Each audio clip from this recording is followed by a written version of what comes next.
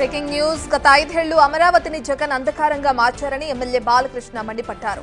హిందూపురంలోని traffic police control room ను ప్రారంభించిన ఆయన వైసీపీపై విమర్శలు చేశారు. విభజన అనంతరం ఏపీని చంద్రబాబు అభివృద్ధి పదంలో నడిపిస్తే వైసీపీ ప్రభుత్వం అంధకారంలోకి నెట్టేసిందని అన్నారు. ఇక ఏపీ అభివృద్ధి కోసం సీఎం చంద్రబాబు జెట్ స్పీడ్ లో పనిచేస్తున్నారని బాలకృష్ణ స్పష్టం చేశారు.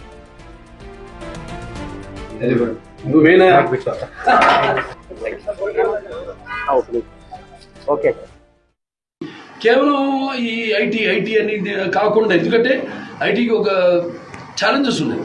నేను పేరు ఎత్తను. ఆ ఛాలెంజెస్లో మనం ఎంతవరకు నిలబడతామన్నది అది పూర్తిగా ఒక అమరావతి డెవలప్ అయ్యి పూర్తిగా నేను చెప్పేది ఏదో రాత్రి జరిగేది కాదు. అది 5 ఏళ్ళు అప్పుడు ఆయన కష్టపడ్డారు. ఆ తర్వాత 5 ఏళ్ళు అంధకారంలో ఉండిపోయింది ఆంధ్ర రాష్ట్రం అంతా. మళ్ళీ ఇప్పుడు ఆయన నాకంటే నేనే అందరికంటే స్పీడ్ అనుకుంటే మొన్న అదే అంటున్నాను. నేనే మీకంటే స్పీడ్ మీరు నాకంటే స్పీడ్కి పరిగెత్తున్నారు. ఇప్పుడు మీకు నాకు నెక్ ఉంది. పందాల్లో గుర్రం తల ముందుకు వచ్చినా అది గెలిచినట్టే.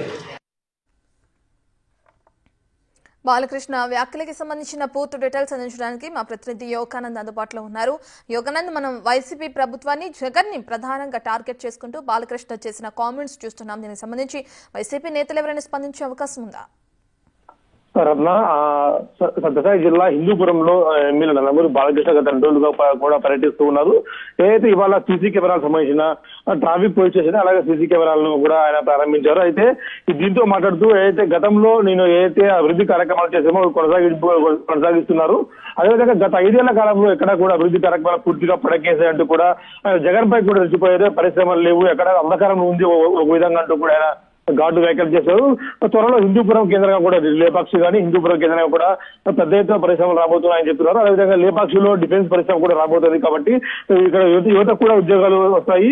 అలాగే రైతులకు భూములు కూడా మంచి రేట్లో వచ్చే అవకాశం ఉంది అంటూ కూడా ఆయన చెప్పిన పరిస్థితి ఉంది. అదేవిధంగా జగన్ పాలన కూడా తీవ్రంగా విమర్శించారు. నిన్న కూడా అయితే పులివెందుల ఒంటిమిట్ట జడ్పీటీ స్థానాలు గెలుచుకోవడంపై కూడా స్పందించారు. ఇలాగా యాక్టివ్ గా హిందూపురం తిరుగుతూ ఇవాళ కూడా మరి కాసేపట్లో ఫ్రీ బస్సులు కూడా ప్రారంభించబోతున్నారు. అంటే దీనిపై ఇంతవరకు కూడా వైసీపీ నేత ఎవరు కూడా స్పందించలేదు. రేపు ఏమైనా స్పందించే అవకాశం చూసే అవకాశం కనిపిస్తుంది. Ratna. Right, thank you Yoganand.